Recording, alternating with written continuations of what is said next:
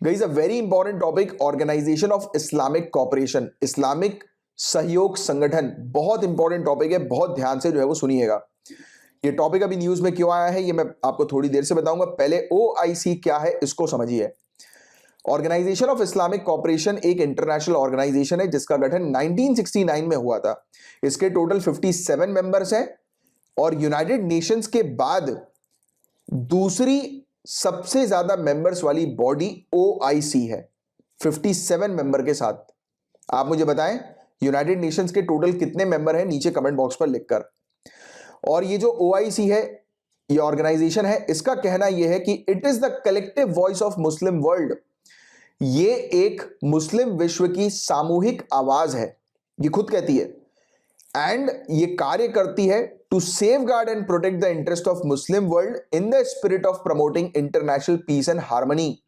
इसका उद्देश्य है अंतरराष्ट्रीय शांति और सद्भाव को बढ़ावा देना और साथ ही दुनिया के मुस्लिम समुदाय के हितों की रक्षा करना और संरक्षण हेतु कार्य करना। तो ये जो है वो इसके ऑब्जेक्टिव, इसके उद्देश्य में आता है। ओआईसी परमानेंट डेलीगेशंस है यूनाइटेड नेशन और यूरोपियन यूनियन की, मतलब कि संयुक्त राष्ट्र संघ और यूरोपीय संघ में ओआईसी की स्थायी प्रतिनिधि मंडल है।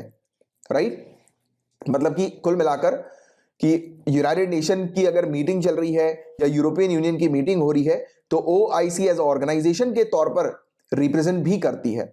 राइट, एंड इसका परमानेंट सेक्रेटेरिएट हम लोग को सऊदी अरेबिया जेड्डा में देखने को मिलता है। एंड इंडिया के लिए इसका क्या सिग्निफिकेंस है, तो अभी ओआईसी और इंडिया के बीच ऊर्जा यानी कि एनर्जी से रिलेटेड और इकोनॉमिक्स आर्थिक से रिलेटेड डेवलपमेंट जो है वो लगातार बढ़ रहे हैं। तो इसलिए इंडिया के लिए ओआईसी जो है वो काफी मतलब इंपॉर्टेंट हम लोग को देखने को मिल रही है आज की डेट में, एट प्रेजेंट की अगर हम बात करें सिनेरियो की। और अभी ये टॉपिक हम लोग को न्यूज में क्यों देखने को मिला है, तो ओआईसी ने एक बैठक बुलवाई थी इस्लामाबाद में। इस बैठक में बड़े बड़े प्लेयर्स जैसे कि रशिया, चाइना, यूएसए ये शामिल थे। इस बैठक में यह कहा गया कि आज की डेट में अफगानिस्तान की इकोनॉमी जो है वो अनस्टेबल हो रही है। इकोनॉमिक क्राइसिस अफगानिस्तान के अंदर आ रहे हैं, तो उसको स्टेबल करो, उसको ठीक करो। अगर उसको ठीक नहीं करोगे तो वर्ल्ड इकोनॉमिक क्राइसिस जो है वो आ सकते हैं, यानी कि विश्व आर्थिक आप कह सकते हैं कि क्राइसिस वगैरह, और वर्ल्ड की इकोनॉमी में भी पतन जो है वो देखने को मिल सकता है। ये इंपैक्ट करेगा वर्ल्ड की इकोनॉमी को। अफगानिस्तान की जो इकोनॉमिक स्थिति है वो अगर खराब होगी तो वर्ल्ड की इकोनॉमिक स्थिति भी खराब होगी। तो ये चीज यहां पर हाईलाइट की गई। फिर रिजल्ट के तौर पर यह सामने आया कि इस्लामिक डेवलपमेंट बैंक के माध्यम से यानी कि आईडीबी के माध्यम से ह्यूमैनिटेरियन एड प्रोवाइड किया जाएगा, मानवीय सहायता प्रदान की जाएगी और इसके लिए एक ये फंड बनाएंगे, एक कोष जो है वो तैयार करेंगे। और कहा जा रहा है कि जो भी कंट्री इस फंड में, इस कोष में डिपॉजिट करती हैं, डोनेट करती हैं पैसा, तो वो तालिबान के माध्यम से होकर नहीं जाएगा, क्योंकि ऑब्वियस सी बात है कि तालिबान का इन्वॉल्वमेंट होगा तो वो तो ये पैसा जो होगा वो वेपन वगैरह परचेज करने में लगा देगा। ह्यूमैनिटेरियन एड वेड थोड़ा करेगा, मानवीय सहायता थोड़ा प्रोवाइड कराएगा।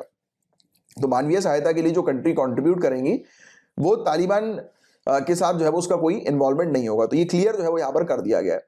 बट अभी इशू बताऊं क्या है, एक और मुद्दा उठाया गया।